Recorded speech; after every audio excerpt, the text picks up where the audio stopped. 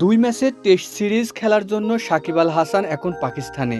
দেশের মাটিতে প্রস্তুতি নিতে না পারায় সেখানে গিয়েই দলের সঙ্গে অনুশীলনে যোগ দেন সাকিব। এর মধ্যে গতকাল বুধবার রাতে সাকিবের সঙ্গে কুমিল্লা ভিক্টোরিয়ান্সের মালিক নাফিসা কামালের বেশ কয়েকটি ভিডিও ভাইরাল হয়ে যায়।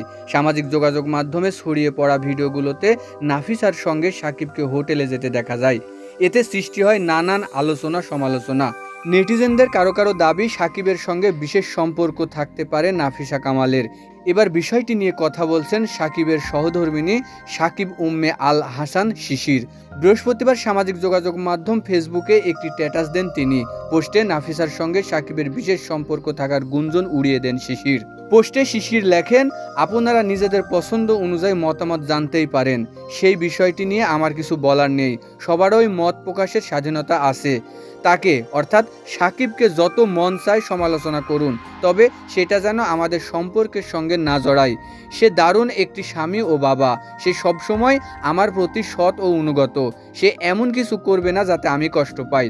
শিশির আরও যোগ করে বলেন, সে এমন একজন ব্যক্তি যে আমার পাশে থাকার জন্য একবার নিষেধাজ্ঞার মুখে পড়েছিল। আমি তার প্রায় সব বিষয়ে জানি। আমরা বেশিরভাগ সময় একসাথেই থাকি। আমি 13 বছর আগে তাকে যেমন দেখতাম এখনও ঠিক তেমনই আছে। আমাদের দারুণ একটি পরিবার আছে, আলহামদুলিল্লাহ। দয়া করে এসব গুঞ্জন বন্ধ করুন। সামাজিক যোগাযোগ মাধ্যমে সব সময় যা দেখেন তা বিশ্বাস করবেন না। কিছু অংশ কেটে এটা তৈরি করা হয়েছে। পুরো কাহিনী এখানে নেই। যারা এগুলো করছেন তাদের বলতে চাই, এগুলো করে আপনাদের কোনো লাভ হবে না। আমি আমার ব্যক্তিগত জীবন নিয়ে কথা বলতে চাই না। আমি চুপ থাকতে চেয়েছিলাম, তবে এত কল আর মেসেজের কারণে বাধ্য হয়ে বিষয়টি পরিষ্কার করলাম। সে এখন ব্যস্ত পাকিস্তান সিরিজ নিয়ে, আর আমি আমার পরিবার নিয়ে ব্যস্ত। আমরা একটি পরিবার হিসেবেই থাকবো ইনশাল্লাহ। শিশির আরও লেখেন, আমি সাকিবের সঙ্গে আমার কোনো বিষয় কিংবা ভিডিও ডিলিট করিনি। আমি সেগুলো প্রাইভেট করেছি।